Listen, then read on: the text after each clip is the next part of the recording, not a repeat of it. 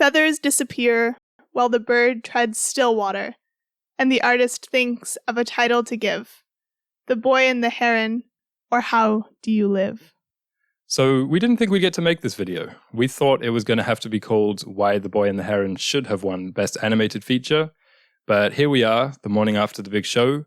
Yesterday's Oscars saw a bit of a shock for us, at least in that category. All right, and the Oscar goes to The Boy and the Heron.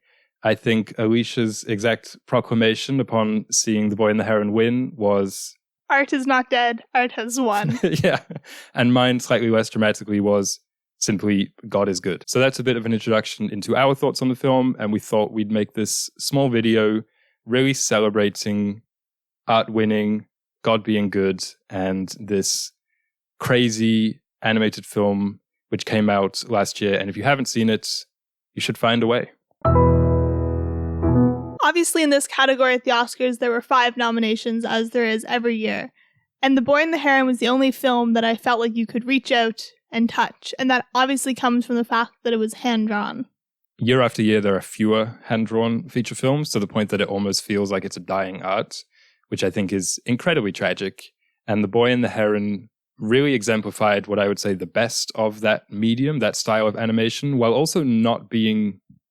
It wasn't like we've seen this before. It's how it felt to me. There was still genuine experimentation and variety within its different styles. If you look at like the opening scene, for instance, looks completely different from the last scene, and the more magical world is animated slightly differently from the real world.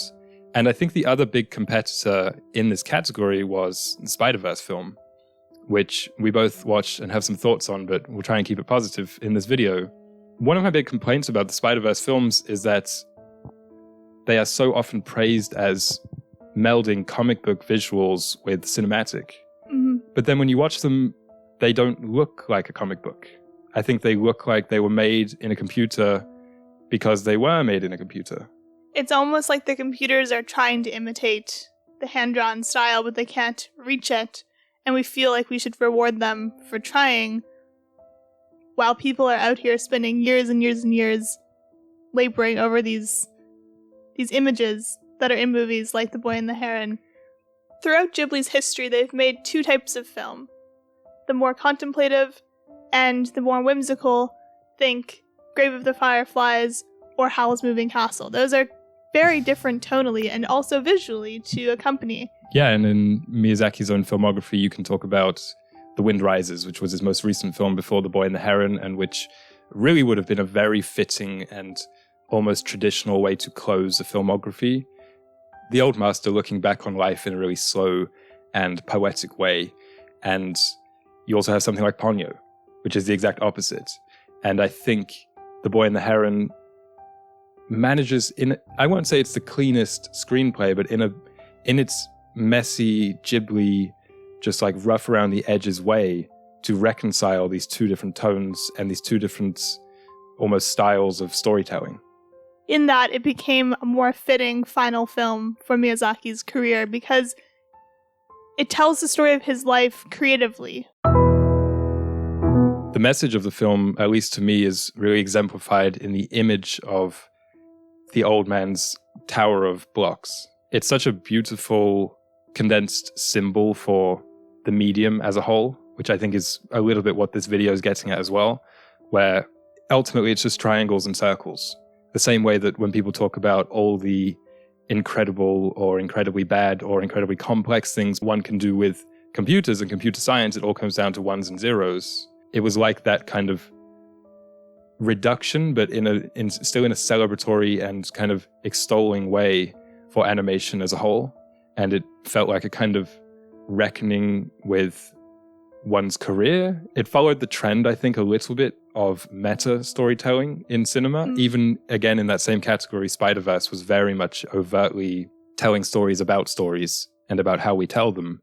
But this felt like it wasn't so in your face and wasn't just like a regurgitation of if Twitter wrote a film. My favorite thing about all Ghibli films, this one in particular, is the layers to it. A kid could watch that and it's just funny. There's little parakeets flopping around. There's nice smells. You can smell like the grass and the food that they're eating. But then there's also You can watch it from a personal perspective of saying, this is how we deal with grief and how we can integrate it. The best option isn't to run away to your tower and isolate yourself from the world. You need to feel, you need to integrate the bad things with the good things in order to make the world a better place and to make good art. And I feel like Miyazaki was saying to the audience, go out and live a life. Don't just look at these ones and zeros or these digital versions of things. Go out, touch grass, and then do something.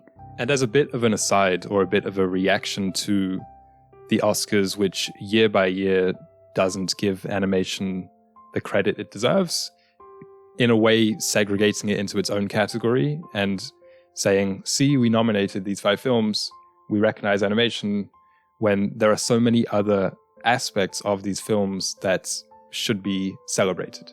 So The Boy and the Heron, in my opinion, the single best thing about it was the score. And while I find the annual conversation about snubs, both in nomination and in eventual winners, quite a tiring thing, because the Oscars obviously isn't this artistically pure celebration we all love it to be. It's influenced by things like lobbying and press and what its members have actually seen. But I will say it was a snub. It was a terrible snub. Even if you look at Joe Hisaiishi's discography, the amount of scores he's done, each of which groundbreaking, he's basically the Hans Zimmer of animated films. I'd say so. He's so talented, and when you watch him conduct these orchestras and write the scores, it's a master at work. And as a Lifetime Achievement Award, he definitely deserved this. I love when art produces emotions that you can't name, when they're so kind of intangible or intertwined that they're even hard to describe. And I think that this film, but also its music, does that in really surprising ways. It's simultaneously melancholy and rousing and reflective and hopeful. And it's this sparse piano, which I think, unlike a lot of Studio Ghibli scores, probably isn't destined for 1,000 YouTube compilations for studying, just because, in my experience, it's even hard to listen to without being swept away by it. It's a strange, spirited way even. It's a strange thing because in a lot of ways it's more minimalist than the average piano score that you'd hear in a film like this. But when it gets going, it's poppy.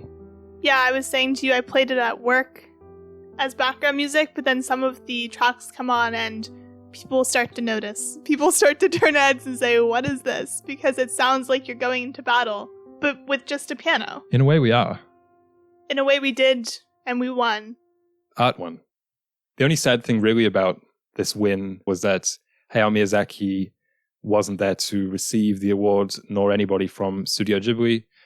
So this video, and probably countless others that are made by us and all the fans, would like to thank the Academy on their behalf.